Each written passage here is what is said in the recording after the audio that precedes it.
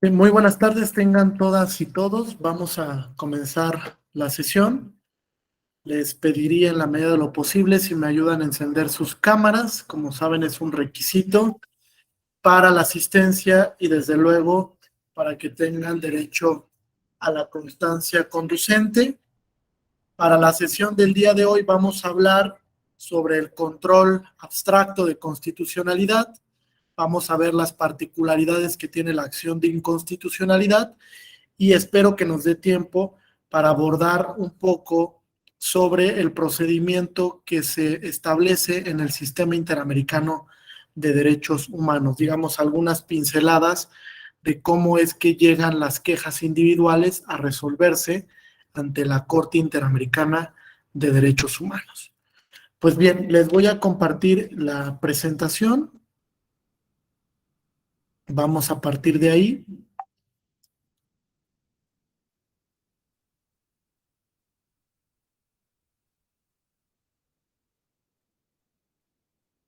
Listo. Les daré un pequeño preámbulo sobre los sistemas de control constitucional, el modelo de control que tenemos en el sistema jurídico mexicano y cuáles son las particularidades del llamado control concentrado. Fíjense, históricamente tenemos dos modelos de control constitucional. Uno que le llamamos modelo de control difuso y otro diverso que es conocido como modelo de control concentrado o kelseniano. Ambos tienen algunas particularidades esenciales, desde luego que también tienen notas distintivas y ello ha conllevado a realizar un análisis sobre las implicaciones que tiene un sistema y otro. Hoy en día, lo cierto es que modelos de control tenemos muchísimos, prácticamente cuantos estados existen. Cada uno ha ido adoptando el modelo de control de conformidad con las necesidades que tiene para garantizar el contenido de la Constitución. Y los matices que se han hecho al control, pues desde luego han tenido una implicación importante frente al derecho internacional de los derechos humanos. Ahora bien, el llamado control difuso, como ustedes saben, nace con una sentencia emitida por la Corte Suprema de los Estados Unidos, que es el caso Marbury versus Madison, que se emite en 1803. ¿Por qué es importante este primer caso? Principalmente porque la Corte Suprema define tres elementos que son muy importantes para el llamado control difuso. Primero, lo que establece es que el control difuso parte de la premisa de protección residual del principio de supremacía constitucional. ¿Qué es esto? Una de las principales características del control difuso es que todos los órganos jurisdiccionales están facultados para ejercerlo. Es decir, las y los jueces se convierten en automático en guardianes del contenido constitucional. De hecho, la primera vez que un tribunal constitucional, una Corte Suprema, habló del principio de supremacía constitucional fue en esta sentencia de 1803 y aborda el principio de supremacía como una norma diferenciada y también condicionante. Este segundo elemento es bastante relevante, porque la Constitución, en el momento en el que se ubica en la cúspide del ordenamiento, jerárquicamente hablando, condiciona la constitucionalidad del resto de las normas que integran un determinado sistema. Condiciona, establece que realmente esa norma pueda ser aplicada en un determinado sistema jurídico. Ese principio de supremacía constitucional, ustedes lo saben, pues históricamente ha tenido que ser reinterpretado o incluso reintegrado. Ayer veíamos un factor importante con la reforma de 10 de junio del 2011 que vino a integrar a la Constitución a las normas de derechos humanos de fuente internacional. Ahora, otro elemento u otro sello distintivo muy relevante para este llamado control difuso es que únicamente la consecuencia de que se declare la inconstitucionalidad de la norma es una inaplicación. Es decir, la norma per se no pierde su eficacia, únicamente lo hace en el caso en concreto, pero la norma va a subsistir en el ordenamiento. La norma se podrá seguir aplicando, evidentemente. No existe una vinculación per se del precedente en los controles difusos frente al resto de las autoridades, por lo menos no en el sistema jurídico mexicano. Una decisión que toma un juzgado en el que inaplica una norma, pues no le vincula a las demás autoridades que integran el Estado mexicano, toda vez que el efecto de la inaplicación parte de una premisa en concreto, es decir, interpartes. Solamente a quien acuda al proceso jurisdiccional y solicite la inconstitucionalidad de la norma conllevará la inaplicación para ese caso en concreto. Evidentemente, hoy en día hay muchas modulaciones a la inaplicación, por ejemplo, a través del llamado interés legítimo, donde si tú acudes con un interés cualificado, real, actual, jurídicamente relevante, perteneces a un grupo, a una comunidad, a una categoría de protección especial, y un tribunal determina inaplicar una norma en el caso en concreto a través de este interés tuitivo que le llamamos en materia electoral o un interés difuso, la inaplicación de la norma puede llegar a otro lugar. Eso es cierto. Es decir, puede tener un efecto irradiante la sentencia que se emita y llegar indirectamente a beneficiar a un grupo de personas, que sería una modulación para el efecto interpartes. De hecho, hoy en día sabemos que el interés legítimo vino a replantear el tema de la llamada fórmula Otero, en la que únicamente una sentencia de amparo podría beneficiar a las partes que habían concurrido a esa secuela, pero no a nadie más. Ahora, con el interés legítimo, se puede dar un efecto de protección irradiante que alcance a otro grupo de personas con el beneficio de la sentencia, a pesar de que no hayan acudido a ese medio de control, a esa instancia judicial, que es un aspecto bastante importante. ¿Alguna pregunta hasta aquí? ¿No? ¿Ninguna? Ok.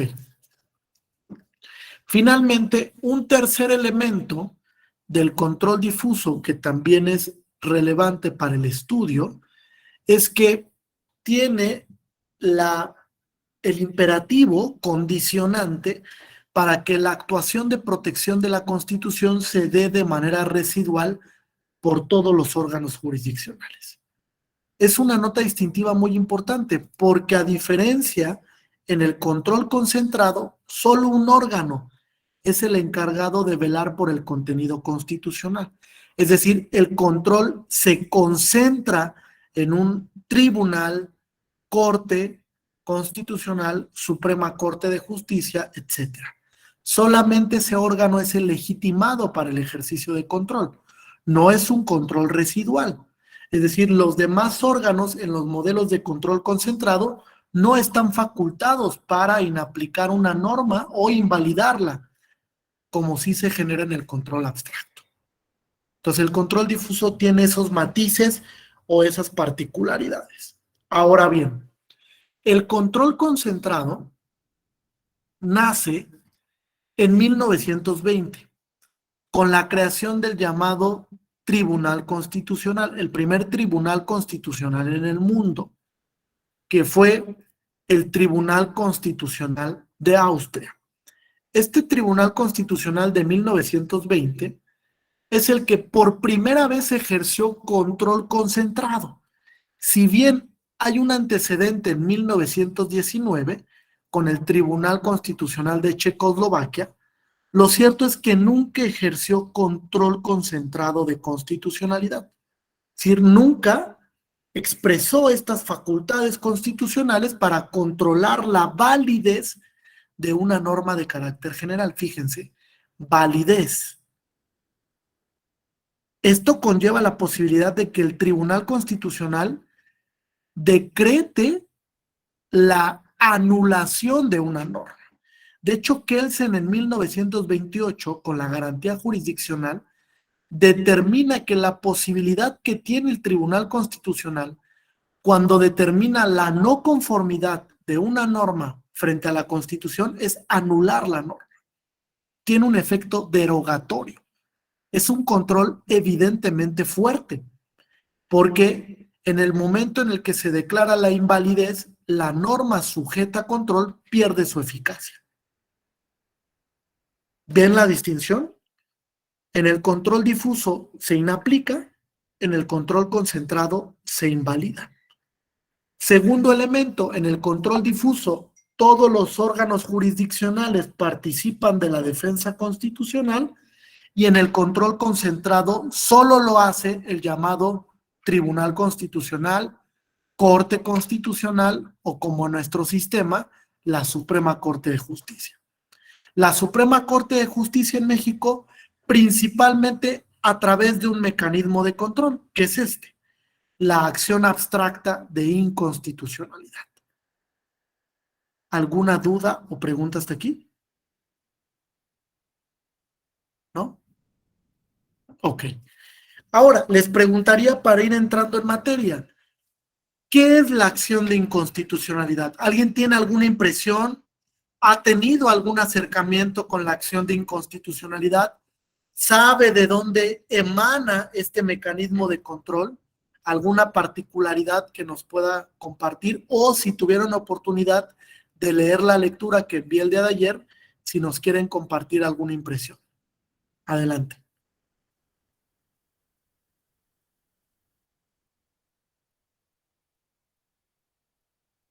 ¿No? ¿Nadie?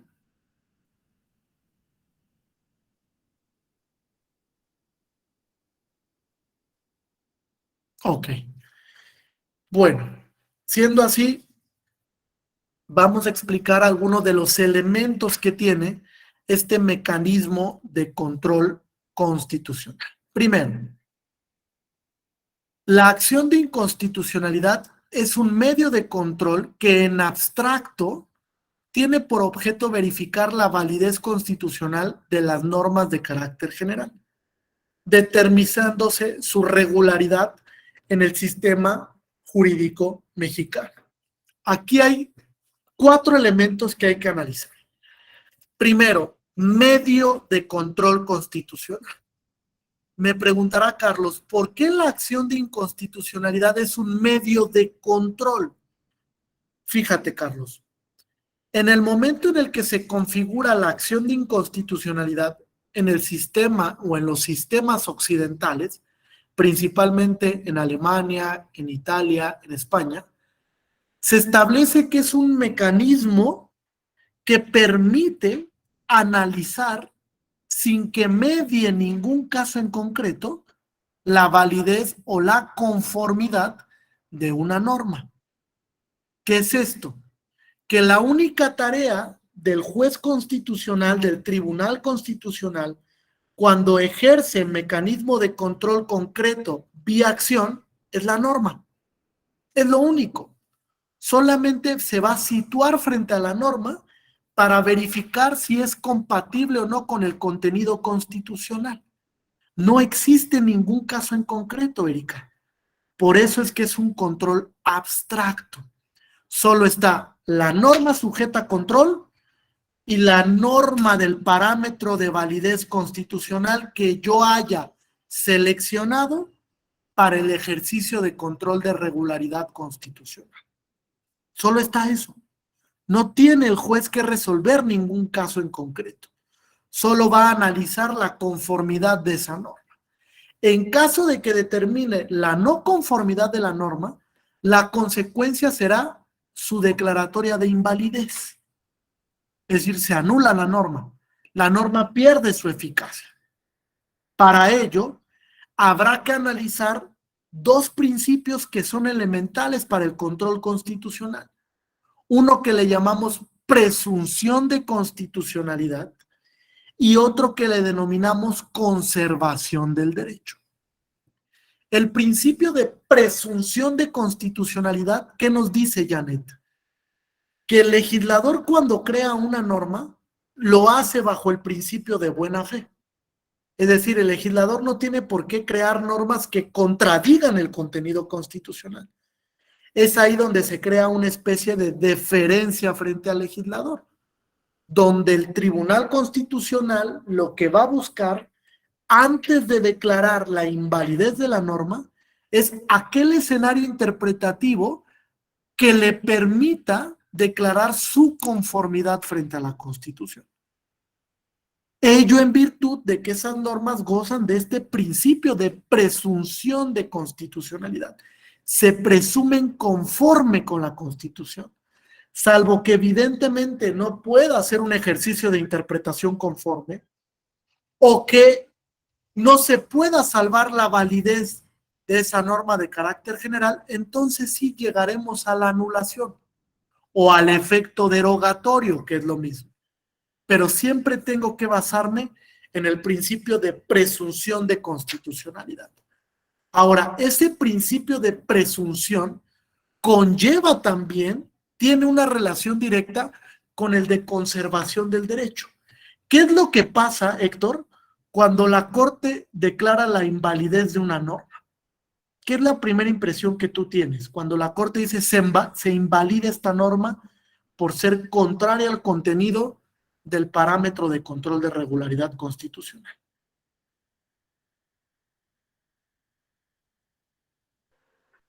Se queda sin efecto, ya no tiene la aplicación en todo el país y en los puntos en concreto y todo lo que quedaría, aunque existiera dentro de ese código y esté ahí, no sería aplicable para algún caso en concreto. Entonces, ¿cuál es la consecuencia en el sistema? Tú mismo, Héctor. Es decir, ¿se crea qué? En el sistema, fíjense. Es muy importante esto porque va de la mano con el principio de certeza, de seguridad jurídica. Cuando la Suprema Corte declara la invalidez de una norma, se crea un vacío normativo. Es decir, hay un espacio donde hay una ausencia de regulación. Porque como dice Héctor, pues la norma ya no se va a poder aplicar porque se anuló. Es decir, tenía razón Kelsen cuando decía tiene un efecto derogatorio. Se deroga la norma. No se va a poder volver a aplicar en un caso en concreto futuro. Incluso existe la posibilidad de que la declaratoria de invalidez tenga un efecto retroactivo, ¿sí lo sabían? En materia penal, por ejemplo. En materia penal, la invalidez puede tener efecto retroactivo en beneficio, que le llamamos proactividad de la norma. La declaratoria de invalidez crea un vacío de la norma. Y eso desde luego que puede provocar inseguridad o incertidumbre jurídica. Por eso es que lo que siempre debo de buscar es conservar el derecho. Es una premisa esencial del control abstracto. Conserva el derecho. Y solo, Pablo, en aquellos casos donde no te sea posible conservar el derecho, entonces sí declara la invalidez. Si es que no puedes salvar la constitucionalidad de la norma. Esto incluso va de la mano con el principio de interpretación conforme. El principio de interpretación conforme en sentido estricto, fíjate lo que nos dice Erika. Cuando tú tienes varios escenarios interpretativos, dos, por ejemplo, dos escenarios interpretativos. Primer escenario, te dice Erika, si tú interpretas la norma de esta manera, es contraria a la Constitución. Primer escenario, ¿correcto? Segundo escenario, pero si tú le interpretas de esta otra manera, Erika, entonces es conforme a la Constitución.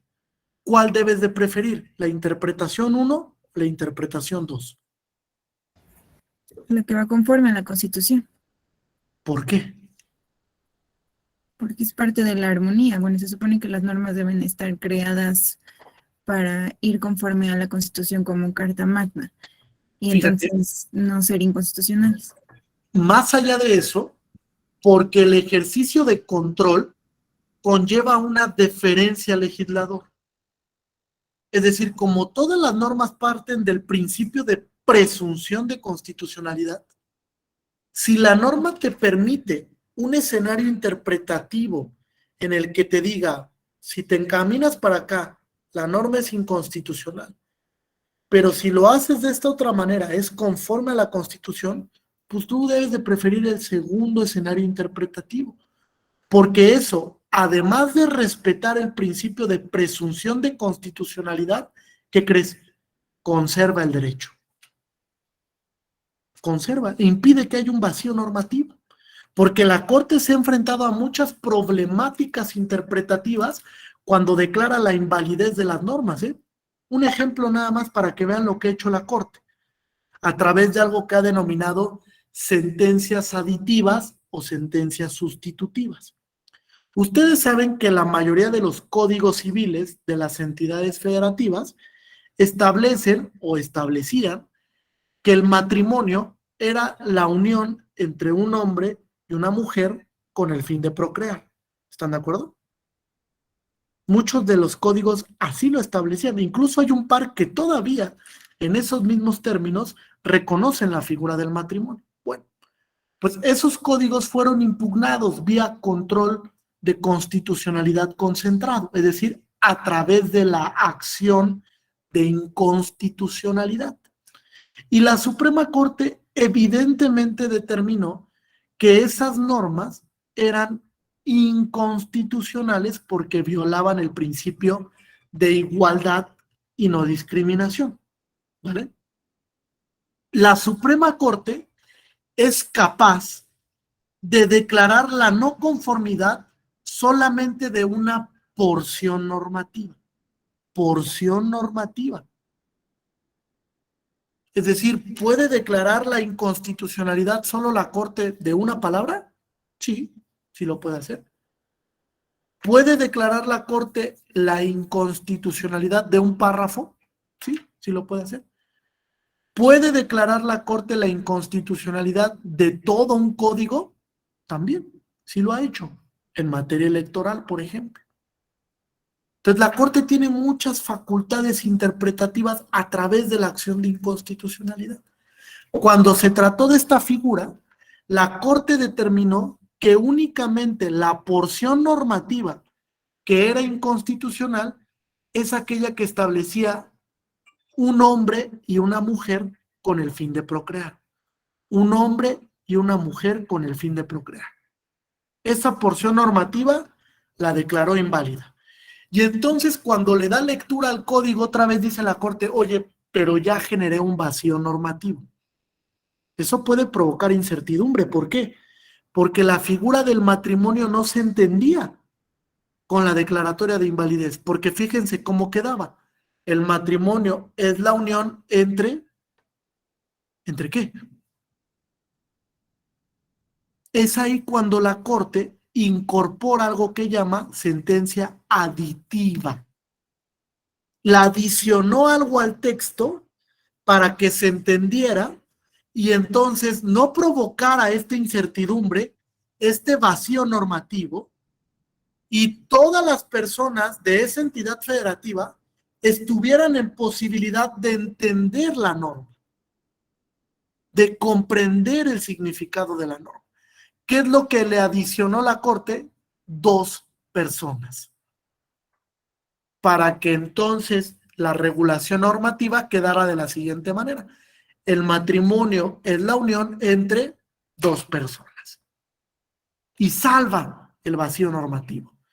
Evita que se provoque incertidumbre jurídica sobre la aplicación de una figura. En miras, desde luego, pues de garantizar que las personas de un determinado estado, de una entidad federativa, pues conozcan correctamente cómo debe entenderse la figura del matrimonio. Ese tipo de sentencias aditivas, sustitutivas, hoy en día son muy recurrentes. La Corte lo hace de manera reiterada para evitar vacíos normativos e incluso para evitar que se genere un caos normativo en un determinado estado por no entender cómo queda la regulación, ¿vale? Fíjense, de aquí hay otra figura que también es muy interesante. ¿Alguien había escuchado acerca de la reviviscencia? Sí, a ver, Violeta, ¿nos quieres compartir? ¿Qué es la reviviscencia? La reviviscencia es, por ejemplo, cuando un ejemplo es la acción de inconstitucionalidad acerca del decreto 148 de aquí del estado de Veracruz, en donde la legislatura hizo una reforma, un nuevo código electoral, pero no respetó los procedimientos, incluso creo que fue dentro de los 90 días sin fijarse en ello, y no hizo tampoco una consulta a las comunidades indígenas y afrodescendientes. Y entonces, en la acción de inconstitucionalidad, dijo la Suprema Corte que revivía el código electoral 500, el código electoral vigente, el que había modificado, había reformado o había abrogado, perdón, la legislatura, porque ya no daba tiempo de utilizar el último, el que ellos habían, el nuevo, no se podía utilizar, entonces revivían las figuras, por eso se llama reviviscencia, porque lo reviven y se tuvo que utilizar el código anterior en el proceso 2021-2022. Gracias, Violeta. Fíjense, la figura de la reviviscencia, como bien lo detalla Violeta, tiene un efecto en el que revive la legislación anterior. Esto se da de manera reiterada en la materia electoral. Ustedes saben que en materia electoral existe una veda normativa. ¿Sí la conocen? 90 días antes de que inicie el proceso, no se puede modificar ninguna norma en materia electoral. Porque eso garantiza el principio de seguridad jurídica. Que los contendientes del proceso conozcan la norma antes para que vean prohibiciones, permisiones, reglas de reconocimiento, etcétera, ¿vale? Ustedes saben que el sistema electoral mexicano es muy complejo. Hay muchas normas prohibitivas que a lo largo de la historia se han ido maximizando, incentivando aún más. Y eso ha puesto muchos obstáculos, muchas complicaciones para el ejercicio correcto democrático de los procesos electorales. Entonces, una de esas reglas que prohíbe es la de la veda normativa, que está en el artículo 105, fracción segunda de la Constitución General. 90 días antes de que inicie el proceso electoral, no se puede modificar ninguna norma en la materia. ¿Correcto hasta aquí? Entonces, hay congresos que no respetan el principio de veda electoral normativa. Y se les ocurre de un momento a otro, Héctor, modificar la norma electoral. Incluso no solo modificarla, crear una nueva legislación en materia electoral, que como dice Violeta, abrogue la legislación anterior. Bueno, son recurrentes los casos que llegan a la Suprema Corte donde no se respeta esta regla del artículo 105, fracción segunda de la Constitución. Y entonces la Corte, fíjense, se ve en la necesidad de declarar la invalidez de todo un código, entrado ya un proceso electoral. Entonces les preguntaría yo, ¿y nos podemos quedar sin código electoral? Pues no, ¿verdad? Sería muy complejo, imagínense. Se declara la invalidez del código electoral del estado de Zacatecas y está iniciado el proceso electoral. ¿Cómo quedan los actores de ese proceso? Pues en la incertidumbre, ¿no? Dicen, bueno, y entonces, ¿qué norma va a regir el proceso electoral en Zacatecas 2021-2022? Que fue uno de los que se dio por parte de la Suprema Corte de Justicia de la Nación. Pues caemos en la incertidumbre total. ¿Qué es lo que hace la Corte para matizar esa incertidumbre? Como dice Violeta, revive la legislación anterior. La revive así tal cual. ¿Sí? Dice la Corte, bueno, la legislación que estaba previamente vigente antes de que crearas esta norma inconstitucional, la revivo para que se aplique durante todo este proceso, dejando a salvo los derechos de libertad configurativa del Congreso. Dejando a salvo los derechos de libertad configurativa. Es decir, una vez que concluya el proceso electoral, Congreso Federal o Congreso local, tú puedes legislar en la materia. y decidir libremente pues, cuáles son las reglas en materia electoral que te van a regir, pero hasta que termine el proceso electoral. ¿Correcto hasta aquí? Entonces, la reviviscencia es una figura que se ocupa regularmente en la materia electoral y que desde luego tiene por objeto que no se creen vacíos de incertidumbre jurídica, que realmente se garantice que si bien se declaró la invalidez de un código, pues exista otro que pueda aplicarse en ese momento, porque ustedes saben que pues, tenemos un legislador apático, ¿no? Recurrentemente. Entonces, cuando la Corte declara la invalidez de un artículo, no quiere decir que al día siguiente el legislador vaya a atender la resolución y vaya a crear la norma de una manera conforme con la Constitución. No es así. De hecho, el legislador a veces le cuesta trabajo dialogar con la Suprema Corte y con esos criterios que se conforman vía acción de inconstitucionalidad. Entonces, para evitar esos vacíos normativos que pueden ser importantes para la aplicación de la norma, la Corte principalmente ha emitido sentencias aditivas, sustitutivas o estimatorias. ¿Vale? Es tipología de sentencia que la Corte emite vía acción de inconstitucionalidad. ¿Alguna duda o pregunta hasta aquí? ¿No? ¿Ninguna? Ok. Fíjense, en México, la acción de inconstitucionalidad nace con una reforma constitucional del 31 de diciembre de 1994. Esta reforma es importante porque lo que buscó era que la Suprema Corte se convirtiera en un auténtico tribunal constitucional, a lo Kelsen, como Kelsen lo pensó. Ahora, si es una realidad en la actualidad o no, bueno, ese es otro debate. En 1994 se le da esta facultad exclusiva a la Corte, exclusiva. Es decir, solo la Corte conoce de la acción de inconstitucionalidad. Y se le da esa facultad precisamente para que a través de control abstracto se volviera ese tribunal constitucional que se pensaba en México, que ya no resolviera cuestiones de legalidad, sino que únicamente se centrara en cuestiones propiamente constitucionales, propiamente constitucionales. Ahora, esta acción que nace en 1994, pues ha tenido muchos matices y ha tenido también muchos momentos de incertidumbre, incluso momentos críticos. Por ejemplo, ¿ustedes sabían que en la acción de inconstitucionalidad no procede el efecto suspensivo de la norma? ¿Sí lo sabían? ¿O no? Es decir, si se promueve una acción de inconstitucionalidad, el promovente legitimado, que es un sujeto legitimado, no puede pedir la suspensión. ¿Para qué efecto, sector? Para que no se aplique la norma. No lo puede pedir. Porque la acción de inconstitucionalidad no prevé el mecanismo de suspensión, como sí lo prevé la controversia constitucional o el juicio de amparo. La acción no.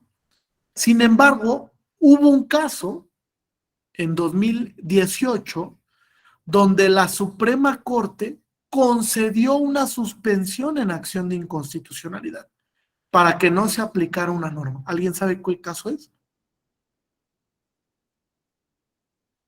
¿No, nadie? ¿No les suena? Fíjense, es el caso del control abstracto de la Ley Federal de Remuneraciones de los Servidores Públicos, que fue un caso muy importante para la Corte, porque cuando llega este asunto de control abstracto, pues la Corte se encuentra con la problemática de que si deja que se aplique la norma, pues se puede provocar un daño cuyos efectos no se puedan reparar al final, porque pues, se va a disminuir el salario de los servidores públicos, incluso puede darse el caso en el que un servidor público que gane más que lo que gana el presidente de la República, pues vea disminuido su salario de tal manera que no cumpla con las satisfacciones que tenía con el salario anterior. Entonces la Suprema Corte determina que como la aplicación de la norma en lo que dura la secuela de la acción de inconstitucionalidad puede provocar daños que queden consumados incluso de manera irreparable o que sean complejos de reparación, pues va a decidir que no se aplique la norma. Es decir, va a conceder la suspensión vía acción de inconstitucionalidad a pesar de que no existe un fundamento para ello. Fue algo de lo que se cuestionó en ese momento. El ministro instructor de esta acción de inconstitucionalidad era Alberto Pérez Dayán. Y fue Alberto Pérez Dayán el que decidió que a través de la suspensión se garantizara la no aplicación de la Ley Federal de Remuneraciones de los servidores públicos. Y una vez que la Corte resolviera su conformidad o no, pues entonces se aplicara la norma. Ustedes saben que al final la Corte, por varios factores, declaró la inconstitucionalidad con efecto invalidatorio de esta norma. Nunca se pudo aplicar la norma. Incluso hoy día está en cumplimiento esa sentencia por parte de la Suprema Corte, porque el legislador está legislando la ley federal sobre esa materia en términos de los estándares que le fijó la Corte, para que entonces la ley sí sea conforme a la Constitución. ¿Correcto hasta aquí? ¿Alguna duda o pregunta? ¿No? Ok, fíjense, vamos a ver entonces 4 particularidades importantes del control abstracto. Primer particularidad, objeto de control. María Guadalupe, ¿cuál es el objeto de control en la acción de inconstitucionalidad?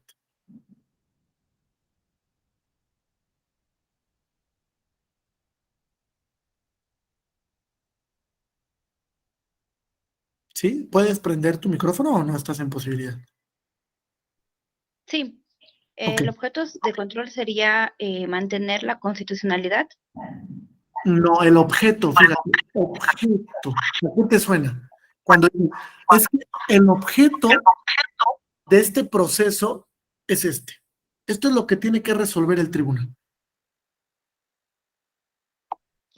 Sí está con base en la Constitución. Más allá de eso, fíjate. El principal objeto, o el único más bien, no principal, el único objeto de control en la acción abstracta es la norma. Solo está la norma, como yo les decía. La norma que está sujeta a control y mi norma parámetro. Solo están ellas dos. Y la Corte tiene que decidir si la norma sujeta a control respeta la norma parámetro. Si no la respeta, se invalida. Si la respeta, entonces se declara su validez. O si se tiene que hacer un ejercicio de interpretación conforme de esa norma, entonces se emite una sentencia que se llama manipulativa. ¿Por qué se llama manipulativa? Porque cuando hago ejercicio de interpretación conforme, lo que estoy haciendo es manipular el contenido de la norma para hacerlo conforme con la Constitución. Porque como yo le decía a Erika, pues tengo varios escenarios interpretativos, Erika. ¿Cuál debo de preferir? Ah, pues me dice Erika, aquel que haga a la norma conforme con la Constitución. Estoy manipulando el contenido de la norma. Estoy adaptándolo para que sea armónico con el contenido constitucional. Entonces, el objeto de control en la acción de inconstitucionalidad es la norma cuya validez se cuestiona. ¿Correcto hasta aquí? Ahora, el plazo, tenemos un plazo especial, Carlos, de 30 días naturales siguientes a la fecha de publicación de la norma. Siguientes a la fecha de publicación de la norma. Aquí hay un matiz que resuelve la Corte en la acción de inconstitucionalidad 15 del 2017 sobre la Constitución de la Ciudad de México. ¿Cuál es ese matiz? La Corte determinó en este caso que si existe artículo transitorio que condicione, fíjense, que condicione la puesta en vigor de la norma, entonces, a partir de que se cumplimente lo establecido en ese artículo transitorio, te empezará a correr el plazo de los 30 días naturales. De los 30 días naturales. ¿Vale? Puede haber incluso un artículo transitorio que condicione la vigencia de la norma a que se emite otra legislación diversa. Entonces la Corte dice, en esos supuestos donde la norma no ha entrado en vigor, no te está corriendo el plazo de los 30 días, sino hasta que se cumpla ese extremo normativo y entonces sí estés en condición de establecer que la norma está vigente y que la norma cesia, pues ya se te va a aplicar. Pero es muy importante ese tema, porque matiza el plazo para la interposición de la acción. Depende de si la norma está en vigor o no lo está. Ustedes saben que hay normas que pueden no estar en vigor el día de hoy, que se publican, porque hay un artículo transitorio que establece la vigencia posterior de la norma. Incluso hay artículos transitorios, como yo les decía, que condicionan la vigencia de la norma a que se emita algo, un reglamento, un decreto, o que se modifique otra norma diversa, etcétera. Entonces, es muy importante el tema de la vigencia, porque a partir de ahí empieza a correrte este plazo de 30 días naturales para impugnar la constitucionalidad de esa norma de carácter general. ¿Correcto hasta aquí? Ahora, en cuanto a los sujetos legitimados, este tema también es muy interesante, porque la Suprema Corte ha establecido que solo pueden ir, acudir, concurrir, presentar una demanda de acción de inconstitucionalidad a aquellos sujetos que estén en el listado de la fracción segunda del artículo 105. Solo los que estén en esa fracción expresamente, es decir, es taxativa la aplicación de la fracción segunda del artículo 105 constitucional. Porque si no estás en este listado, pues no estás facultado, no estás legitimado para interponer la acción de inconstitucionalidad. Un ejemplo de esto fue las asociaciones políticas a nivel nacional que no tuvieran registro como partido político. Llegó un momento en el que una asociación política presentó una acción de inconstitucionalidad y la Corte lo que le responde es: no se puede admitir la acción porque no estás en el catálogo de sujetos legitimados de ese artículo 105. No eres un partido político con registro a nivel estatal o a nivel nacional. Como no estás registrado, entonces careces de legitimación para interponer la acción. Legitimación. ¿Correcto hasta aquí? Ahora, el último elemento es el aspecto del efecto de la norma. ¿Qué provoca, Adán, que una norma sea declarada inconstitucional en abstracto por la Suprema Corte? Que se declare su invalidez, un efecto invalidatorio.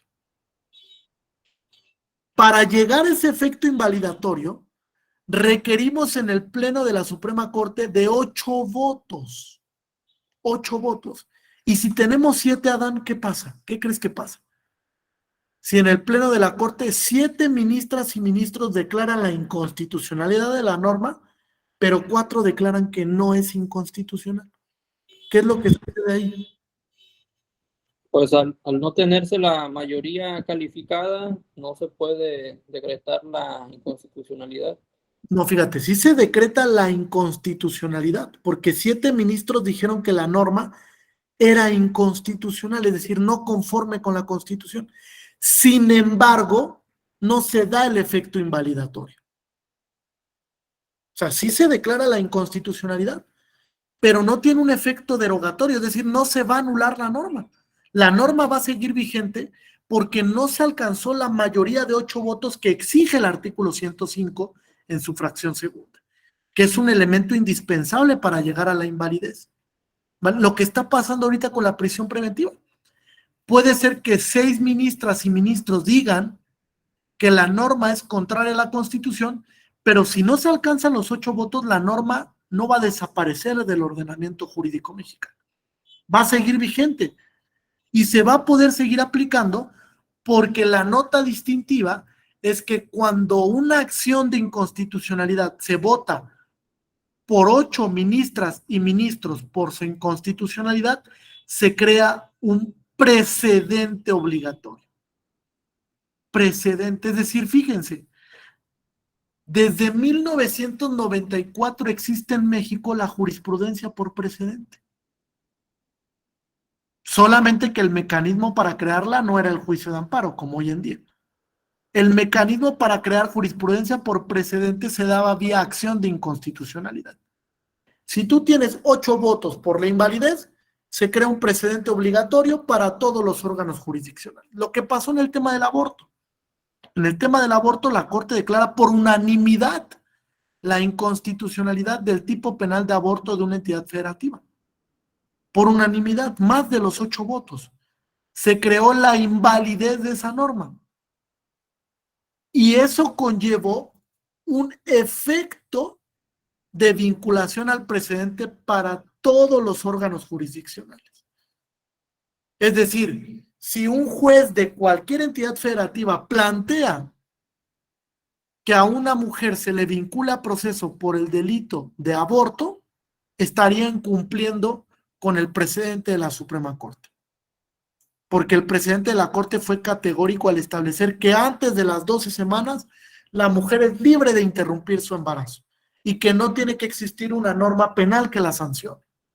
Y después de las 12 semanas, pues también es cierto que el derecho de la mujer a decidir libremente sobre su cuerpo, pues no es absoluto, ¿están de acuerdo? No es un derecho absoluto.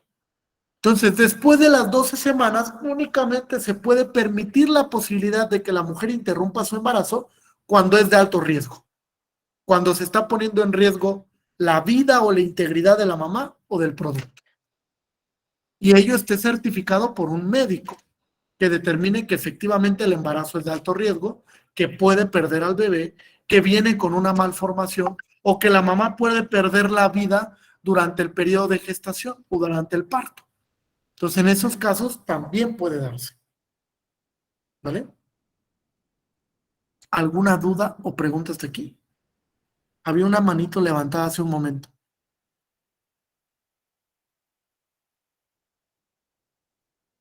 ¿No? ¿Ninguna?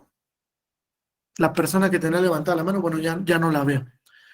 Entonces, respecto de estos 4 puntos, ¿tienen alguna duda o pregunta? Objeto de control, plazo para su interposición, los sujetos legitimados y los efectos de la acción. ¿Ninguna? Okay. Fíjate, esta es la tesis que yo les comentaba. Cecia, ¿me puedes leer el rubro de esta tesis? Por favor. Sí.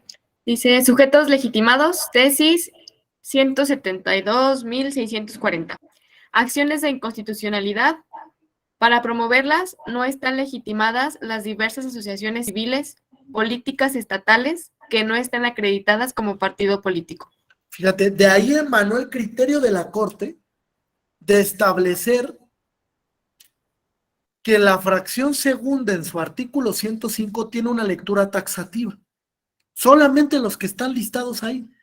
Si tú no estás en ese listado de la fracción segunda, no estás legitimado para promover la acción de inconstitucionalidad.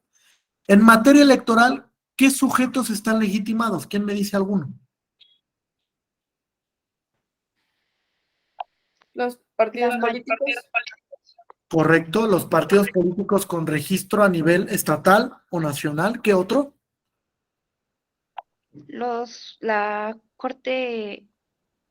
La Comisión Nacional de Derechos Humanos.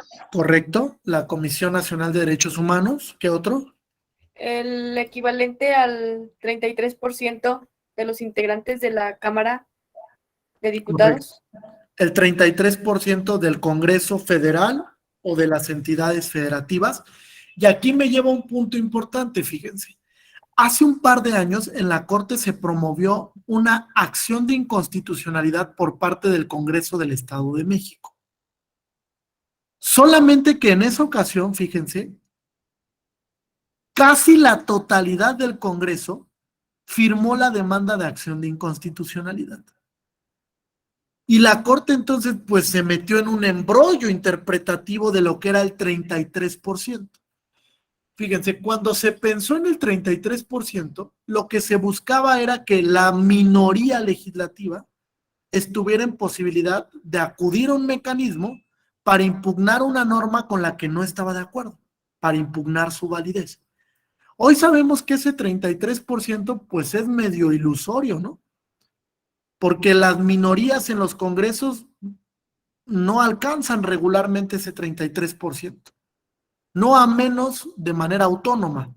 Regularmente tienen que unirse 3 o 4 minorías parlamentarias para que alcancen ese 33%. Entonces, lo cierto es que el número del 33% es muy problemático si lo que se busca es garantizar a la minoría partidista en un congreso. Tendría que disminuirse el número. Y esto se puede comprobar a través de un simple análisis estadístico de cómo han sido representados los congresos minoritarios a partir, por ejemplo, pues de 1994, para que vean ustedes el avance histórico. Y si es que en verdad se está garantizando el que las minorías parlamentarias puedan acudir a la acción de inconstitucionalidad. Entonces, imagínense ese panorama. El 90% del Congreso del Estado de México va a reclamar la inconstitucionalidad de una norma. ¿Es más del 33%? Sí. ¿Cumple con el requisito que establece el artículo 105, fracción segunda? También. Sin embargo, la Corte dice, a ver, aquí se está desmembrando el principio de inclusión minoritaria para presentar la acción de inconstitucionalidad. Porque si lo que tú pretendes, Congreso del Estado de México, es que yo legitime tu actuación parlamentaria, eso no lo voy a hacer. Es decir, si bien el 90%, que era el mismo que aprobó la norma, quiere decir que lo que buscaba era que la Corte legitimara la norma que había creado. En realidad no estaba cuestionando su validez. Desdibuje el objetivo de la acción de inconstitucionalidad y entonces la Corte le contesta al Congreso, no procede la acción de inconstitucionalidad porque lo cierto es que lo que tú buscas es que te legitime la norma, no que analice la constitucionalidad o conformidad de la misma. Y lo que decretó al final es que pues, no se cumplía con el requisito del 33%. Por eso es que los congresos deben de ser muy cuidadosos en eso. En cumplir prácticamente con el requisito. Sí, puede mediar en el 34, 35, 40% incluso. Pero si va el 100% del Congreso a cuestionar la norma que él mismo aprobó, pues entonces no es un ejercicio de control de validez de la norma. Es un ejercicio de legitimidad institucional de la norma, donde buscas que la Corte diga, aplausos Congreso, haces muy bien tu trabajo, la norma es válida en el sistema jurídico mexicano. Entonces desdibuja toda la intención de este 33%, que de por sí es alto, y entonces en realidad se pierde el objetivo de escuchar a la minoría. Así lo pensó Kelsen incluso, en el que lo cierto es que las mayorías parlamentarias, ustedes lo saben, pasan con la aplanadora, con la aplanadora, y no escuchan a las minorías. Lo vimos apenas en el decreto que manda el presidente de la República para la inclusión de la Guardia Nacional a mando del Ejército, de las Fuerzas Armadas. Hubo más de 200 reservas que se discutieron en el Pleno de la Cámara de Diputados. ¿Y ustedes creen que fueron escuchados? No.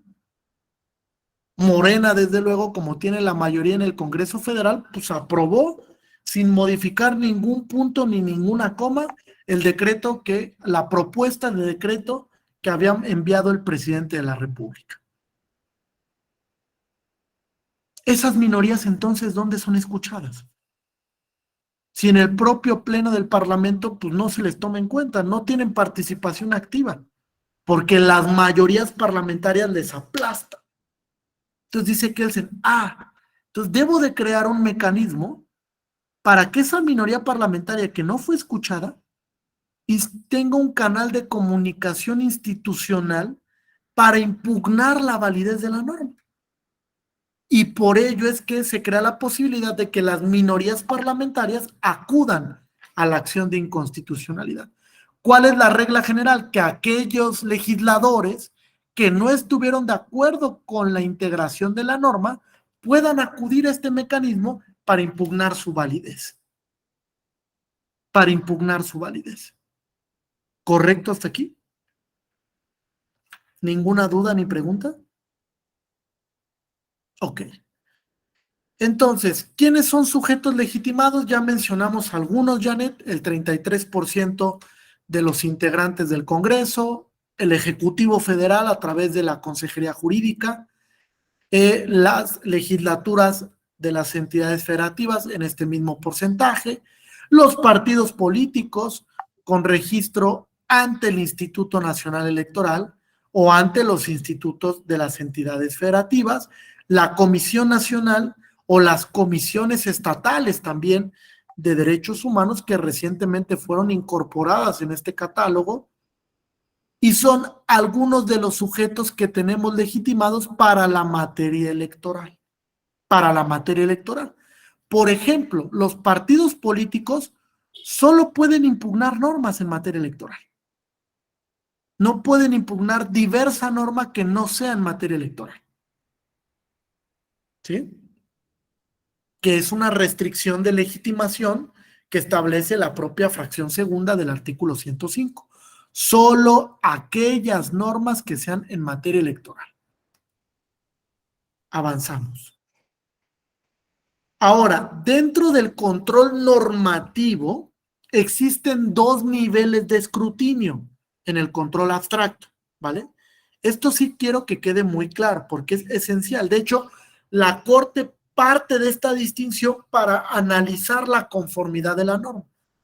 Lo primero que hace la Corte es un control formal. ¿Qué es esto? Voy a analizar las competencias y atribuciones de la autoridad que emitió la norma. Y también voy a examinar que se haya respetado el llamado debido proceso legislativo. Por ejemplo, ¿qué pasa si un Congreso local legisla sobre una materia en la cual no tiene facultad? Por ejemplo, en la materia procesal penal, ustedes saben que las entidades federativas no tienen libertad configurativa, porque la materia procesal penal es una facultad legislativa exclusiva del Congreso de la Unión. Es decir, solo el Congreso de la Unión puede legislar en materia procesal penal. Las entidades federativas no. ¿Y qué pasa si a una entidad federativa se le ocurre hoy en día, Violeta, ampliar el catálogo de delitos de prisión preventiva en su Código Penal Procesal Estatal? ¿Qué es lo que pasaría? ¿Estaríamos ante una controversia constitucional? Más que una controversia, fíjate, si estamos en control abstracto, Porque imagínate. invade competencias. Exactamente, perfecto, Violeta. Invade una facultad o una atribución que no le es propia. Esa facultad es del Congreso de la Unión, bajo control formal, es decir, sin entrar al análisis sustantivo de la norma, bajo control formal, la Corte declararía la invalidez de esa norma. ¿Con qué argumento? No tenías facultades para crear la norma, invadiste facultades del Congreso Federal y entonces se declara la invalidez de la norma. ¿Sí se entiende entonces el control formal? Ahora, ¿qué es lo que pasa también, César?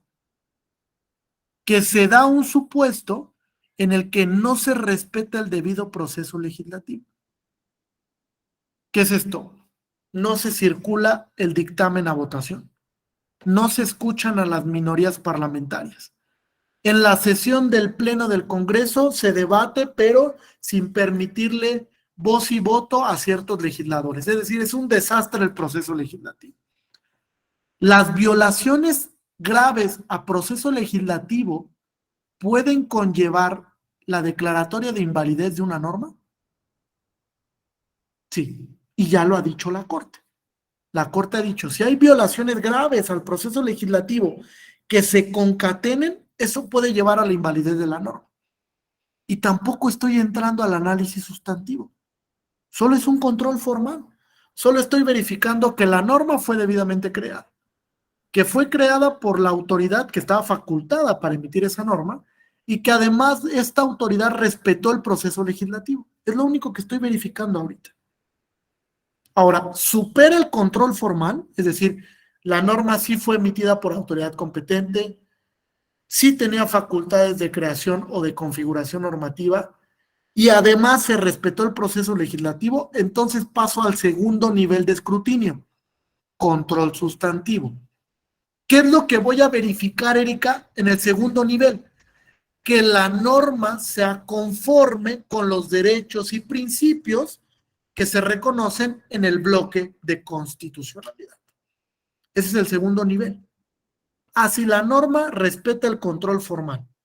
Ahora viene el control sustantivo. ¿Esta norma es compatible con el bloque de constitucionalidad? ¿Respeta el derecho internacional de los derechos humanos?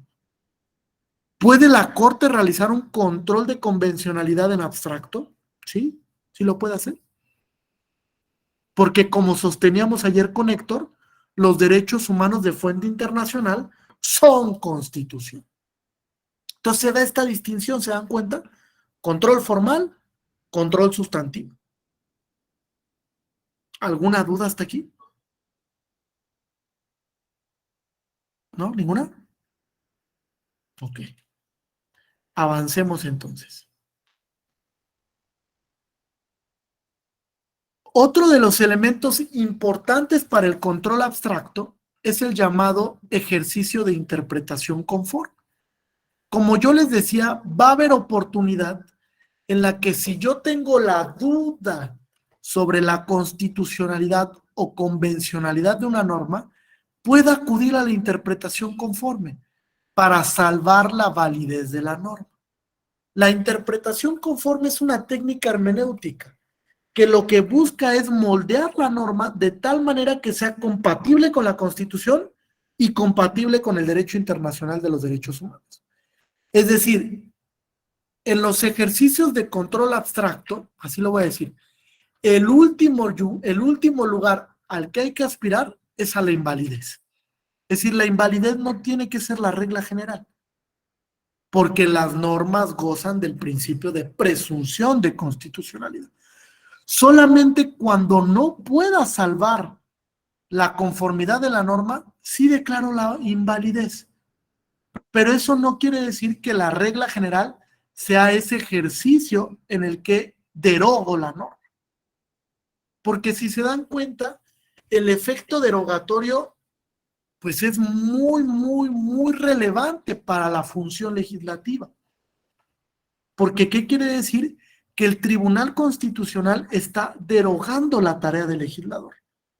Está eliminando esa norma totalmente, dejándola sin ningún efecto. Ya no se va a poder aplicar esa norma. Entonces, desde luego que la repercusión sobre la norma pues, es severa, ¿están de acuerdo? O muy severa, diría yo. Por eso es que cuando se trata de invalidez, hay que ser muy cautelosos. Solamente cuando realmente estemos frente a un escenario en el que no pueda salvar la conformidad de la norma, puedo decretar su invalidez. Antes decía, busco espacios para interpretar la norma. Antes busco salvar la validez de la norma. ¿Correcto hasta aquí? Bien. Avanzamos entonces. Ahora, para el tema de la interpretación conforme, existen dos sentencias que yo les recomiendo mucho su lectura. Una es la acción de inconstitucionalidad 155 del 2007, que incluso ya estuvimos platicando el día de ayer, sobre el criterio de preferencia normativa.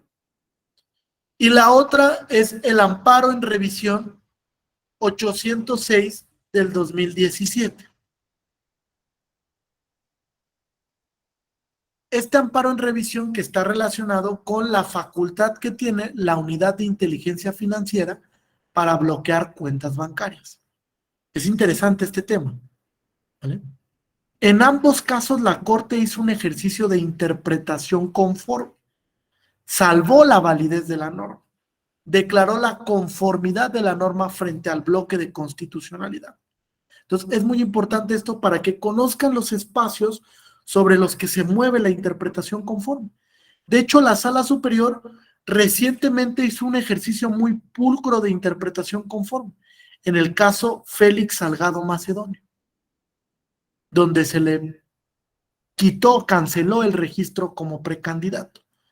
En esta sentencia también la Sala Superior utilizó la metodología de la interpretación conforme para establecer si la sanción de cancelación del registro era conforme con la Constitución, en especial con el principio de proporcionalidad. Proporcionalidad en un sentido estricto y proporcionalidad de la pena, que está establecida en el artículo 22 constitucional. ¿Bien hasta aquí? ¿Ninguna duda? Ok. Ahora, hay una excepción para la regla de la interpretación conforme. ¿Qué comenté yo al inicio? Todas las normas gozan del principio de presunción de constitucionalidad, ¿están de acuerdo? Excepto las normas discriminatorias. Las normas que discriminen de manera explícita o implícita no gozan del principio de presunción de constitucionalidad. Por ende, no son susceptibles de interpretación conforme.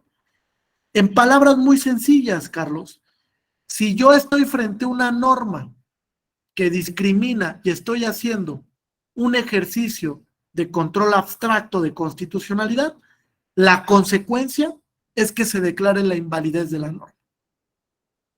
Ahí no puedo hacer un ejercicio de conformidad. No puedo manipular la norma. ¿Y por qué no la puedo manipular? Dice la Corte, porque aunque tú manipularas la interpretación de la norma, el efecto discriminatorio no desaparece. Sigue vigente. Por eso es que ese tipo de normas no son susceptibles de interpretación conforme. Bien, ¿hasta aquí? ¿Seguras, seguros? Ok.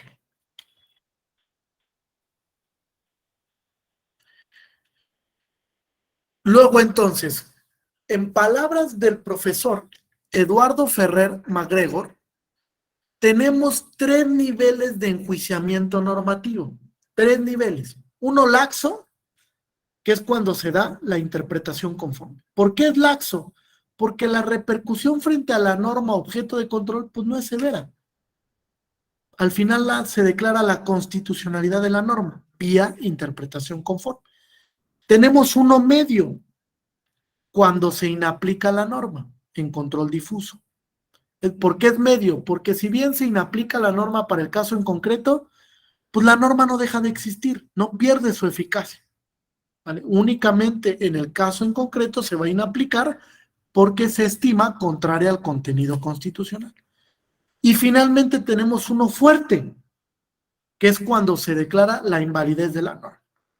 ¿Cómo se mide el nivel de escrutinio respecto de la consecuencia del ejercicio normativo frente a la norma enjuiciada? ¿Correcto? Así es como lo mido. ¿Qué repercusión tiene el ejercicio frente a la norma? Ah, se invalidó. Uf, pues eso es muy grave, muy fuerte. Ah, solamente se inaplicó. Bueno, pues no es tan grave, es medio. Ah, se hizo un ejercicio de interpretación conforme. Ah, pues es simple, porque la repercusión no es severa. Al final la norma se declaró constitucionalmente legítima. ¿Bien hasta aquí? ¿Ninguna duda? Ok.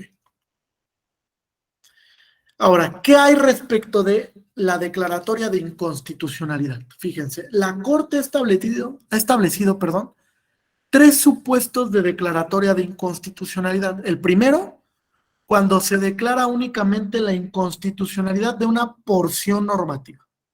Solo de una porción normativa, ¿vale? Una palabra incluso.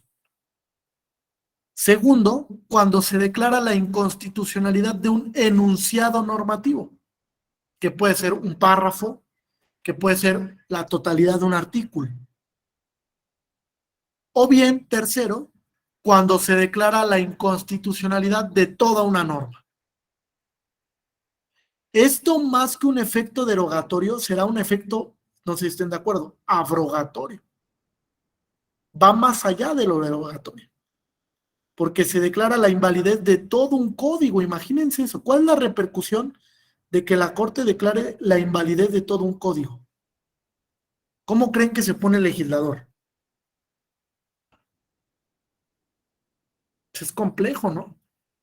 Porque pues desde luego el legislador dice, oye, pues yo tengo la legitimidad democrática, creé la norma a través de un proceso legislativo, y viene un tribunal y me declara la invalidez de todo un código. Es grave esto, hay tensiones muy severas ahí. De hecho, ustedes han visto que en algunas ocasiones se cuestionan las sentencias de la Corte. Incluso el legislador ha llegado a sostener que no va a cumplir una sentencia de la Corte, ¿no? Porque se pone un poco tenso el ambiente cuando se declara la invalidez de todo un código. Y la Corte lo ha hecho, y se ha fajado. Por ejemplo, en este caso que ustedes ven, que es la acción de inconstitucionalidad 6 del 2018 y sus acumuladas, se trataba de todo el sistema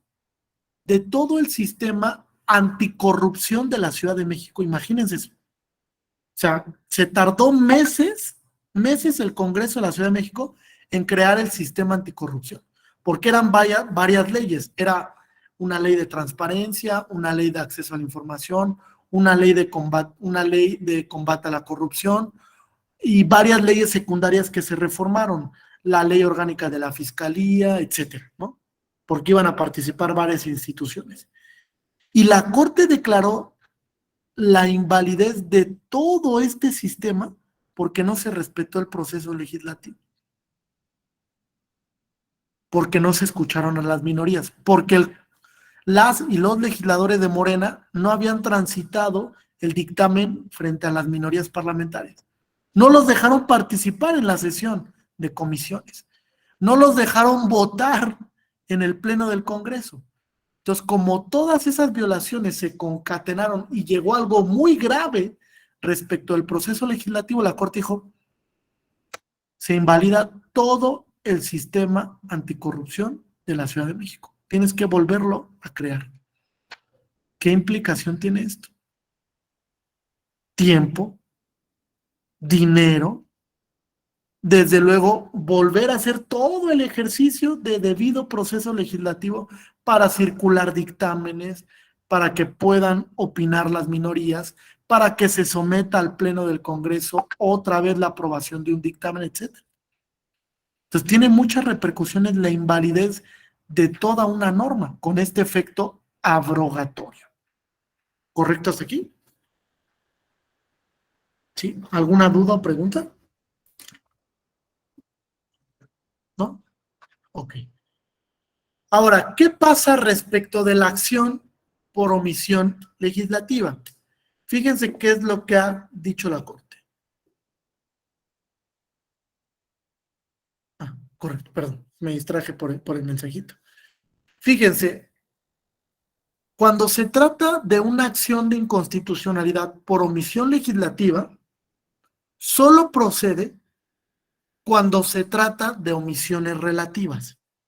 Relativas, ¿vale? Si se trata de una omisión absoluta, el mecanismo no es la acción de inconstitucionalidad. Incluso hay un criterio que soporta esto.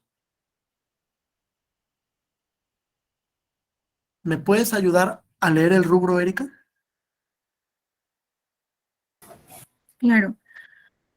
Acción de inconstitucionalidad. Si bien es improcedente contra una omisión absoluta en la expedición de una ley, no lo es cuando aquella sea resultado de una deficiente regulación de las normas respectivas. Fíjate entonces, la Corte dice, para clarificar el tema de la omisión, las tenemos que dividir en dos. las omisiones absolutas y las omisiones relativas. Y respecto de estas hay que establecer las que son de competencia obligatoria y las que son de competencia discrecional. ¿Cuáles son de competencia obligatoria? Por ejemplo, cuando la Constitución le mandata al legislador regular un determinado tema.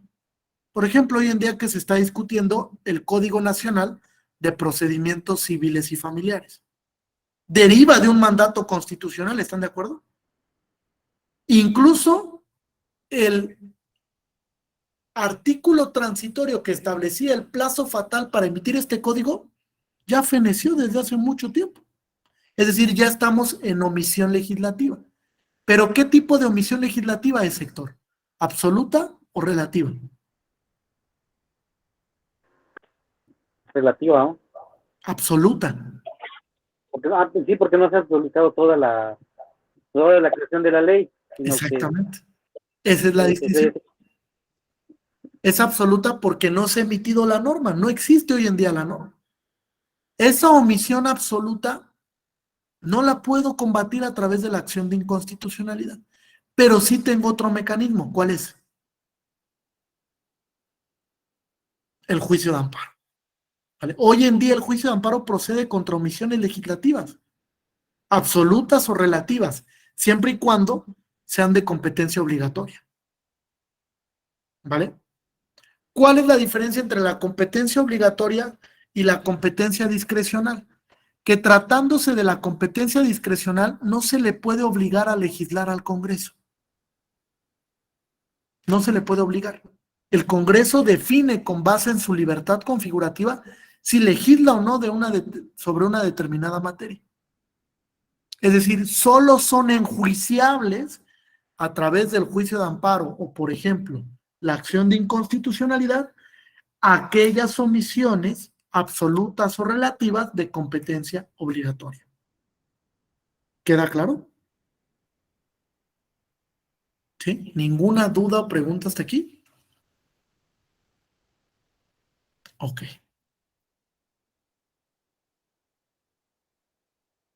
Fíjense, aquí hay otro criterio más del Pleno de la Corte que dice: omisiones legislativas, es improcedente la acción de inconstitucionalidad en su contra. ¿Vale? Salvo, como nos dijo Erika, que se trate de una omisión relativa que deriva de una deficiente regulación.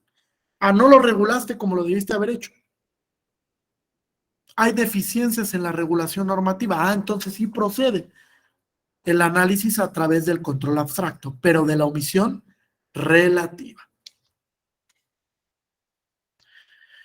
Ahora bien, pues llegamos entonces a algunas particularidades en la materia electoral. La primera particularidad es que tenemos sujetos legitimados específicos, que son los partidos políticos, ¿vale? El 105, fracción segunda, establece como criterio de especificidad que los partidos políticos pueden ir a la acción de inconstitucionalidad cuando cuentan con registro nacional o estatal, pero solo a combatir normas sobre la materia, solo sobre la materia electoral. ¿Y qué son normas en materia electoral? ¿Qué podemos entender por aquellas normas que repercuten en el ámbito electoral? Fíjense, la Suprema Corte ha dicho que normas en materia electoral o bien son aquellas que se relacionan directamente con los procesos democráticos, con el derecho a votar, a ser votado, con las facultades de las autoridades en materia electoral, o bien que de manera indirecta inciden en las diferentes vertientes de la democracia, como la democracia participativa, por ejemplo. Ustedes saben que hoy en día tenemos dos mecanismos de democracia participativa. ¿Cuáles son?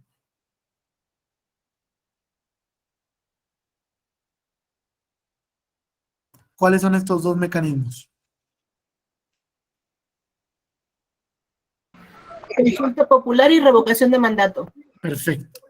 Entonces, también si existe una incidencia respecto de estos procesos democráticos participativos, como la consulta popular o la revocación de mandato, los partidos políticos están facultados para presentar la acción de inconstitucionalidad, porque incide indirectamente en la materia electoral.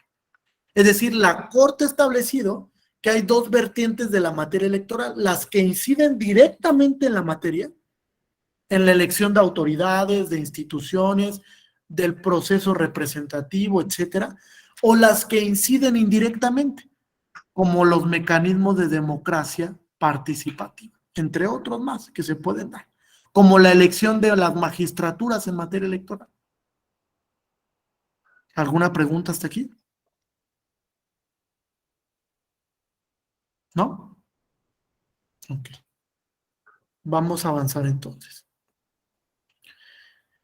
Otro aspecto importante de la acción es que una vez que se presenta la demanda, no es posible que el sujeto legitimado se desista.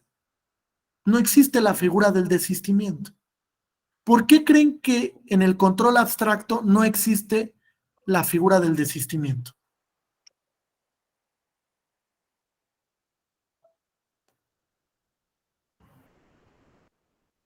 Adelante, Cecilia.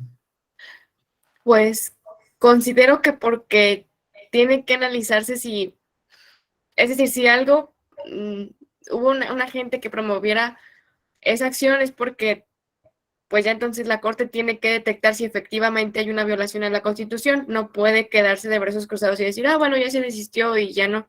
Creo que entonces caería ahí en una omisión por parte de la Suprema Corte de Justicia. Perfecto, lo explicaste a la perfección. Porque el control abstracto de normas es de orden público. O sea, a la Corte le interesa saber si esa norma es válida o no en el sistema. Y si se presentó la acción, entonces ya no te puedes desistir, porque a mí Suprema Corte me interesa, pues saber si la norma es válida frente al contenido constitucional o no. Entonces es una premisa súper importante, ¿vale? No existe el desistimiento en la acción de inconstitucionalidad. Siguiente elemento, este es todavía más importante, Cecia, fíjate, porque la Corte tiene facultades amplias para suplir la deficiencia de los conceptos de invalidez. Recuerden, en materia de acción de inconstitucionalidad se les llama conceptos de invalidez. La Corte tiene todas las facultades amplias, incluso fíjense, para declarar la invalidez de la norma a pesar de que no se haya hecho el planteamiento así. Si es que se percata prima facie que esa norma viola un derecho.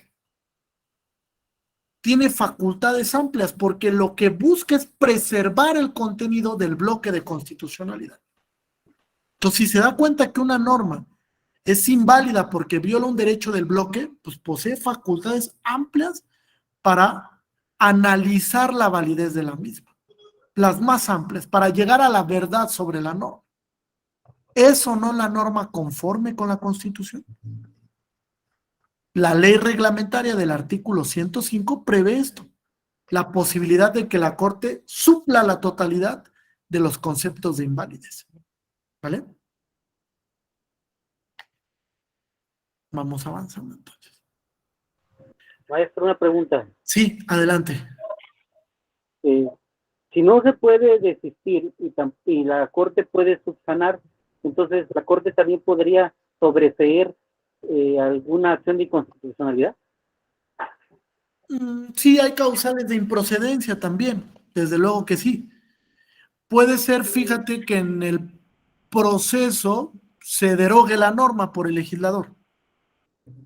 Entonces, si se deroga la norma, queda sin materia la acción de inconstitucionalidad y se actualiza una causal de improcedencia. Es decir, sí existen las causales de improcedencia en materia de control abstracto. ¿Vale? Gracias. Sí, perfecto. Entonces, ¿cuáles son las normas en materia electoral? Tienen que leer dos acciones de inconstitucionalidad. Les recomiendo la 10 de 1998, denle una lectura. Ahí la Corte explica qué se entiende por normas que inciden directamente en la materia electoral y pone algunos ejemplos. La distritación, la creación de órganos administrativos electorales, los aspectos que regulan el proceso electoral, entre otros. Pero también hay normas que inciden indirectamente indirectamente en la materia electoral. Y lo dijo en la controversia constitucional 114 del 2006. Fíjense, dice, las que se relacionan indirectamente son aquellas, como ejemplo, que se vinculan con el nombramiento o integración de órganos, que se relacionan o que pivotean respecto de la emisión del voto, como yo les decía, aquellas que se vinculan con los ahora procesos democráticos participativos, que inciden indirectamente en la materia electoral. Y desde luego que este tipo de normas también son cuestionables por los partidos políticos, porque recuerden que en la materia electoral hay una legitimación especial y estricta. Porque en alguna ocasión, fíjense, les pongo un ejemplo. Ustedes recuerdan el último regalito que nos dejó el presidente Peña Nieto. ¿Sí la recuerdan o no? Porque dejó varios regalitos. Pero el último que dejó fue el de la Ley de Seguridad Interior. ¿Se acuerdan de esa ley? Que la resuelve la Corte cuando incluso el presidente Peña Nieto ya no era presidente de la República. Esa Ley de Seguridad Interior más o menos regulaba como la actuación del ejército en materia de seguridad pública, o trataba de hacer algo así, porque la verdad es que esa ley era un fraude a la Constitución, flagrante. Una de las normas que establecía esta ley es que se podía limitar por parte del ejército el ejercicio del derecho a la libre manifestación.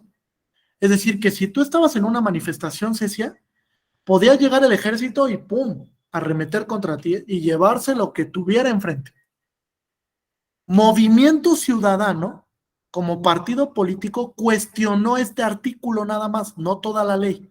Al final se declaró la invalidez de toda la ley, pero Movimiento Ciudadano solo impugnó este artículo que limitaba, restringía de manera indebida la libertad de manifestación y de expresión. Les pregunto, ¿si estaba facultado Movimiento Ciudadano para cuestionar esta norma? Es decir, ¿esta norma incidía directa o indirectamente en la materia electoral? ¿Qué opinan? Porque es un derecho, sí, porque era un derecho político que tiene el ciudadano a la manifestación, a la libre expresión, a la asociación también. Sí, era directo a la materia electoral también. Correcto, a ver, ¿alguien más? Bien, Héctor.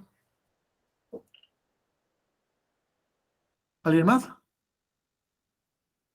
Fíjense. La libre manifestación y la libertad de expresión no es un derecho político, es un derecho democrático. Incluso así lo ha clasificado tanto la Corte como la Corte Interamericana, porque hay derechos democráticos que son esenciales para los procesos electorales, pues sí, ¿no?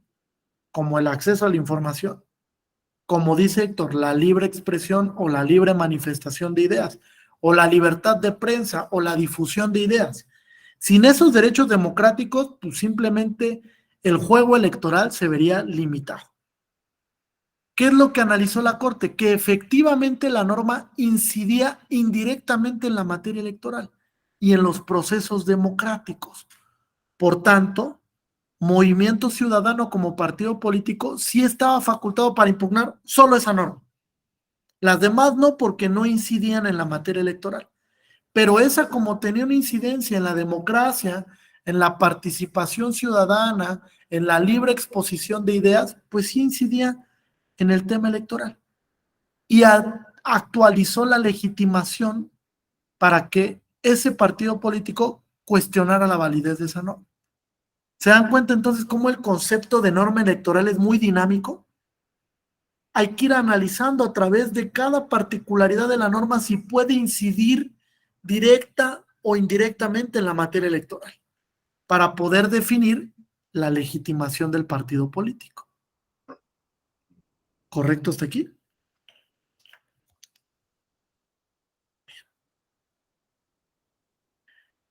Ahora, aquí hay un tema muy interesante, porque aquí hay una antinomia constitucional. Fíjense, la parte que está subrayada en amarillo, ¿qué nos dice, Mayra? ¿Le puedes ayudar a darle lectura?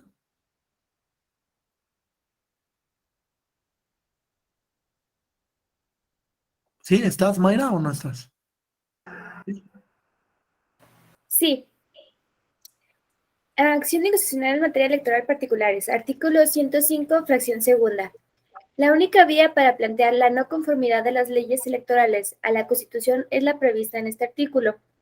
Las leyes electorales federal y locales deberán promulgarse y publicarse por lo menos 90 días antes de que inicie el proceso electoral, en que vayan a aplicarse, y durante el mismo no podrá haber modificaciones legales fundamentales. Perfecto, fíjate. La segunda parte, no nos queda duda, es el principio de veda normativa, ¿vale? La primera parte, ¿por qué hace ruido? ¿Es cierto que la acción de inconstitucionalidad es la única vía para plantear la no conformidad de una ley electoral? ¿Y el control difuso? Yo a través de un JDC puedo plantear la no conformidad de una norma, ¿no? Para que se inaplique. O sea, obviamente no se va a invalidar, porque no es el efecto del control difuso, pero se puede inaplicar en un caso en concreto. Entonces aquí hay una clara antinomia, porque incluso el artículo 99 de la propia Constitución faculta al Tribunal Electoral del Poder Judicial de la Federación para que pueda inaplicar normas en materia electoral. Entonces no es la única vía la acción de inconstitucionalidad. Hay otra vía para plantear la no conformidad, que es a través del control difuso, del que conocen los tribunales electorales locales y el Tribunal Electoral del Poder Judicial de la Federación. ¿Bien hasta aquí? Ok. Aquí está la tesis, fíjense, inconstitucionalidad de leyes electorales se puede plantear por cada acto de aplicación, que es una jurisprudencia que emana del artículo 99 en su sexto párrafo, que le da la facultad a las salas del Tribunal Electoral del Poder Judicial de la Federación para realizar control difuso y determinar si una norma no es conforme con la Constitución, teniendo como consecuencia la inaplicación de la norma. La inaplicación de la norma. ¿Alguna duda o pregunta hasta aquí?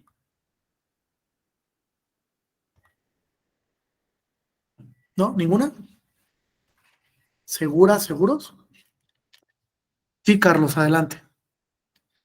Buenas noches. A mí me queda duda respecto entonces de esta acción de inconstitucionalidad electoral. ¿Cuál es su punto focal? ¿Qué resuelve que sea constitucional las normas que estén relacionadas con todo el sistema electoral, sean directas o indirectamente, como ya lo vimos? Esa es mi duda. ¿Qué en específico? A ver, no la entendí muy bien. ¿Me Ok. la puedes volver a O sea, plantear? si la acción de inconstitucionalidad electoral va a proteger precisamente, específicamente, estas normas en materia electoral solamente, pero sean de manera directa o indirectamente, como ya lo vimos. Pero, y mi duda es entonces, ¿cómo se podría, me puede dar un ejemplo de cómo se podría, de cómo puede ser una ley que no incida en lo electoral de manera directa, sino indirecta? Esa es mi pregunta. Y bueno, Es que lo primero que hay que decir es que hay una legitimidad, podríamos llamarla especial, ¿vale?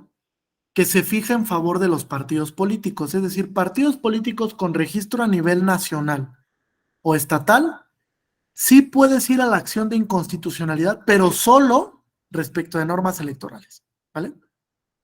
Ahora, tenemos otro catálogo amplio, Carlos, de sujetos legitimados que ya vimos, comisiones de derechos humanos, el INAI, por ejemplo, que también está en ese catálogo.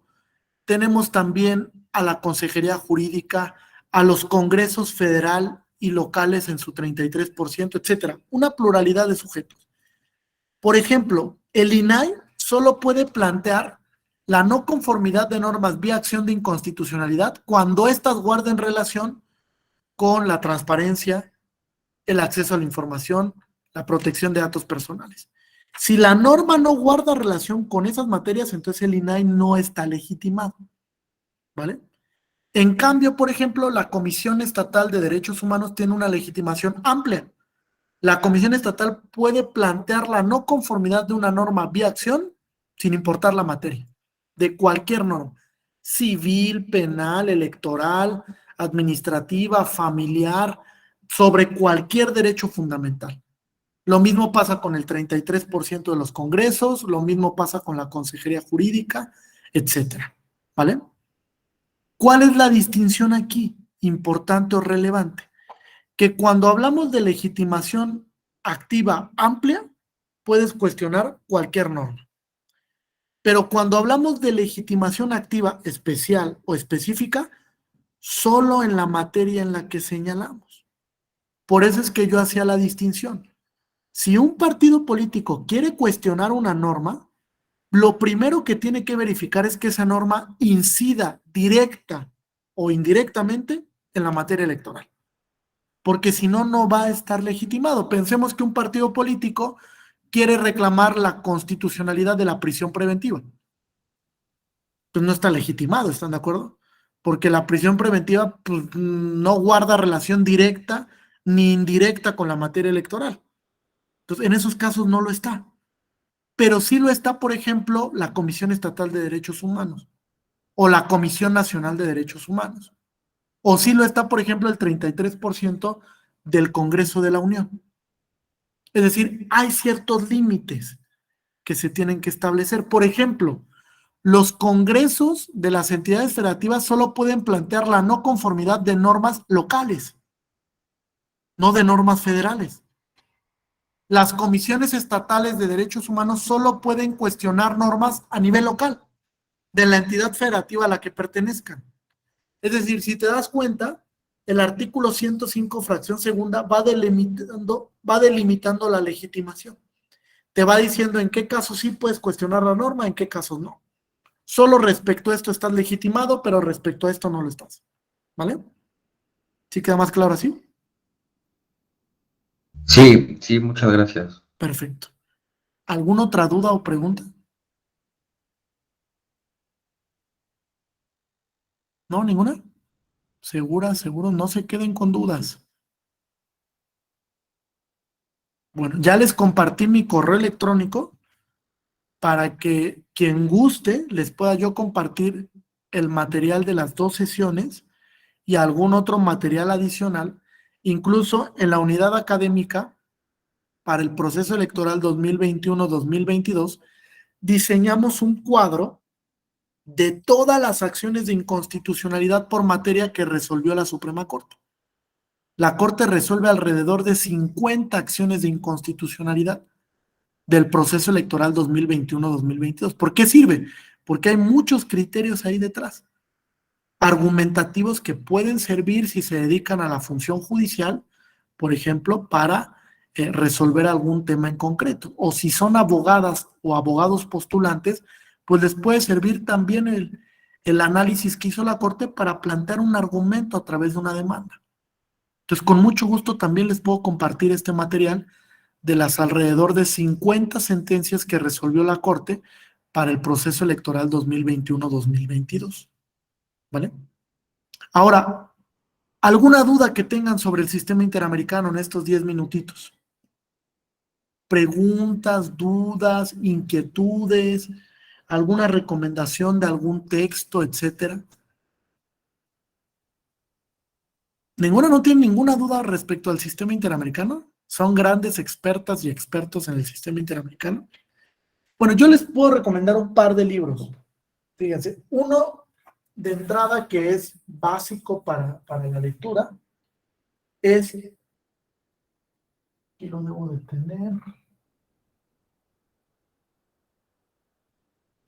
Sí, aquí está. Es este texto que se publicó ya hace un par de años por el Instituto de Estudios Constitucionales del Estado de Querétaro, que se llama El Jus Constitutionale Comune en América Latina. ¿Ahí se ve bien?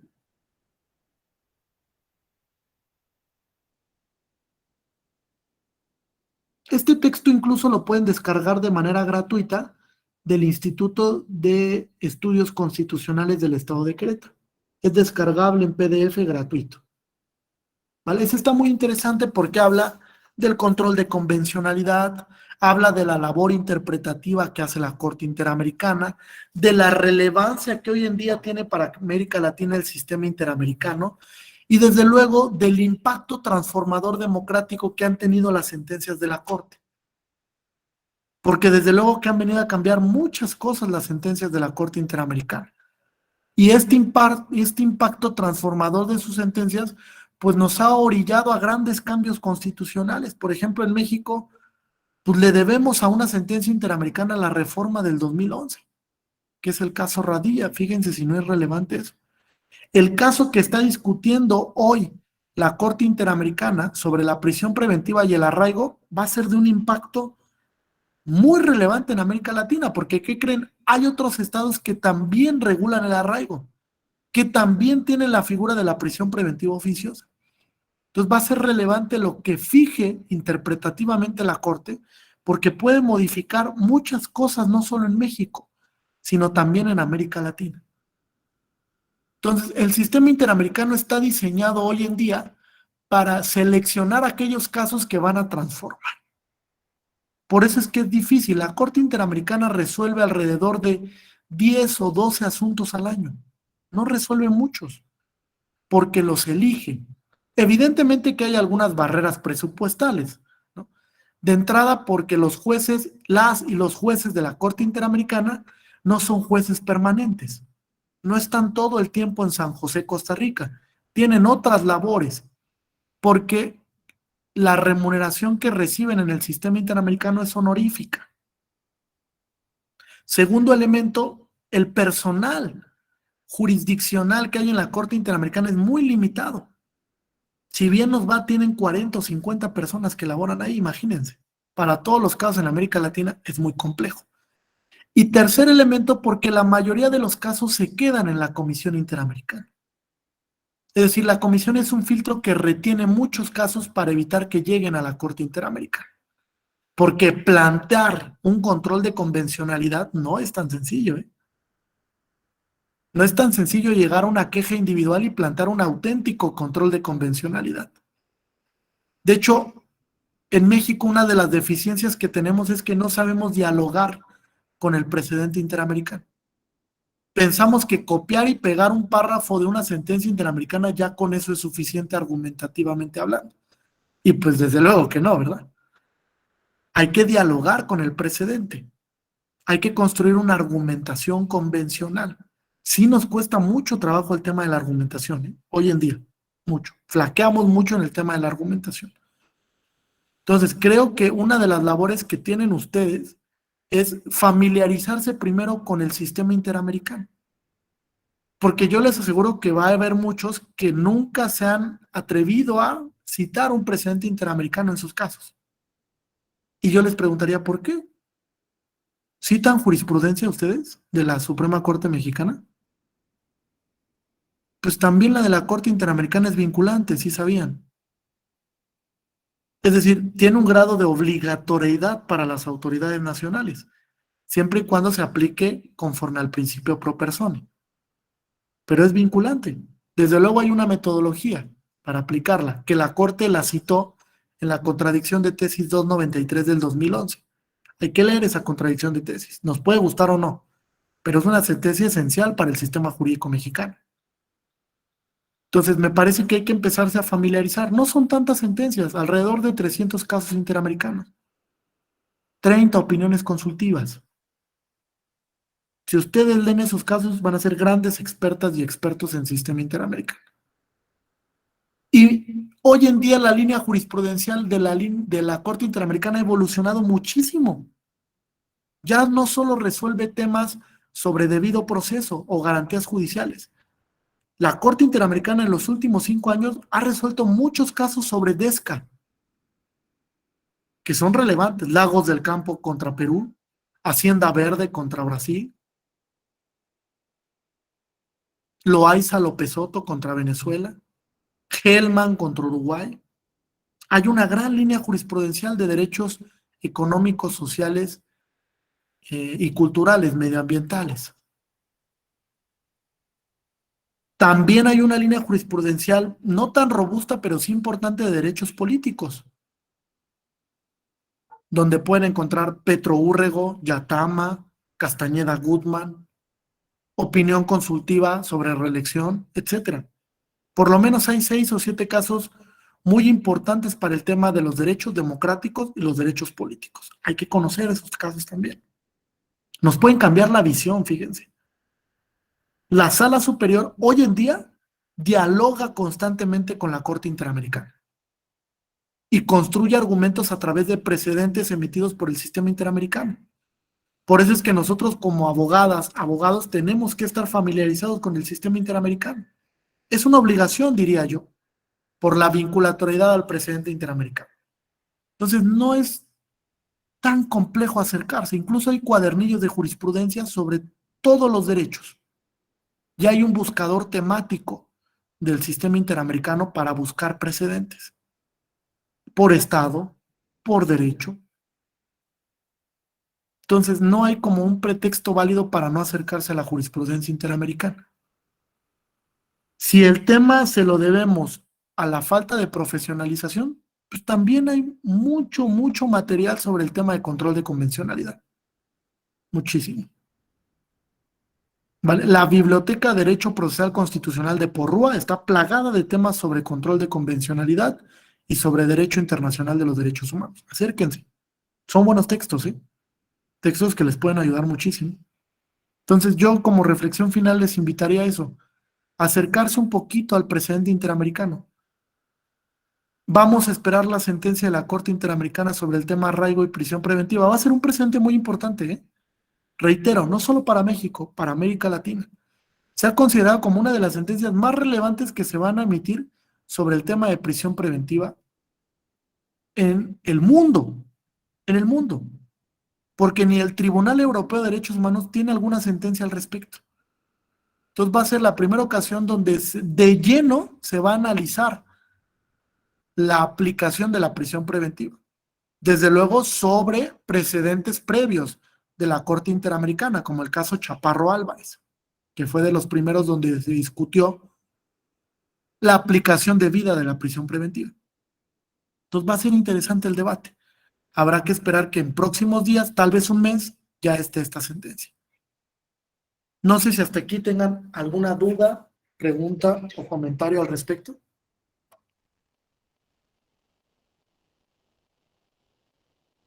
¿No, ninguna? Seguros. ¿Sí? Bueno. Pues si no es así, gracias por la atención. No sé si fue el último módulo del diplomado, no estoy seguro. Creo que ya era de los últimos módulos, si no es que el último. Si no es así, bueno, les deseo mucho éxito en lo que resta. Estoy a sus órdenes, ya les compartí mi correo institucional por si requieren de alguna asesoría posterior, algún comentario, duda, etcétera. Estoy a las apreciables órdenes de todas y todos. Que tengan una excelente noche. Muchas gracias. Gracias, profesor. Buenas noches. Buenas noches. Hasta pronto. Gracias. A todos.